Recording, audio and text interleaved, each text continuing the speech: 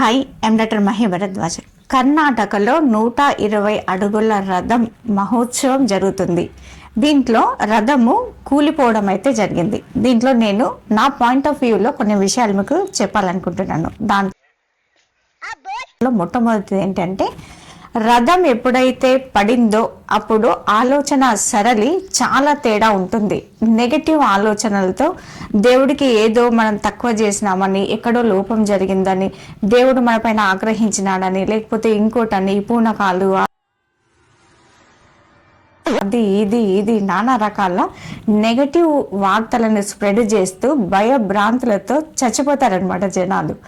కానీ అసలు నిజాలేంటి, ప్రాక్టికల్గా జరిగింది ఏంటి అనేది మనం గమనిద్దాం.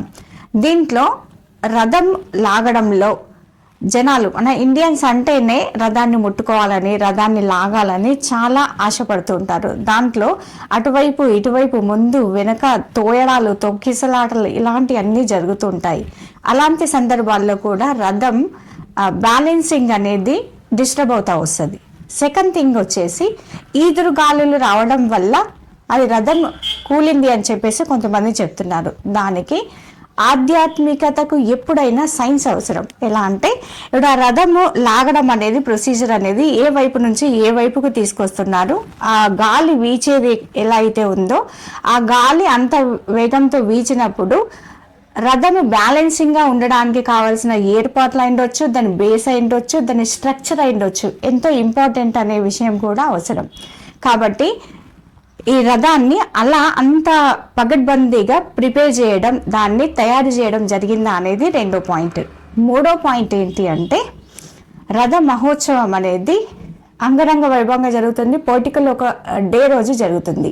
ఆ డేలో అక్కడుండే ప్రజలను అప్రమత్తం చేయగలిగారా, అక్కడ ఉండే ప్రజలకు ఒక ఇన్స్ట్రక్షన్స్ ఇవ్వగలిగారా అనేది కూడా మూడో పాయింట్. ఇలా మనం ప్రాక్టికల్గా ఆలోచిస్తే ఏం జరుగుతుందంటే, హిందుత్వం దినం కాదు, గడియకు అభివృద్ధి చెందుతుంది. లేకపోతే నెగటివ్ ఆలోచనతో ఉంటే హిందుత్వం అక్కడే బ్రేక్ అవుతుంది. మళ్ళీ ఈ భయాన్ని పుణికిపుచ్చుకొని అసలు రథ మహోత్సవం చేయాలా లేదా, చేస్తే ఎలా ఉంటుంది అని భయభ్రాంతులకు లోనయ్యే ప్రజలు ఈ రోజుల్లో మూఢ నమ్మకాలతో ఏమంటారు, మూలుగుతూనే ఉన్నారు అనేది చెప్పొచ్చు. కాబట్టి దేవుడు ఎప్పుడు మంచే చేస్తాడు. మీరు నమ్ముకున్న ఏ దేవుడు అయిండొచ్చు, ఏ మతం అయిండొచ్చు, మంచే చేస్తాడు కానీ చెడు ఎప్పుడు చేయడు. కాబట్టి ప్రాక్టికల్గా ఆలోచించండి. దీన్ని ఇంకా సక్సెస్ఫుల్గా చేయాలి అని అంటే ఎలాంటి ఏర్పాట్లు చేయాలో ఆలోచిస్తే నెక్స్ట్ ఇయర్ అద్భుతంగా మహాబ్రహ్మోత్సవంగా ఈ రథోత్సవం చేయవచ్చు.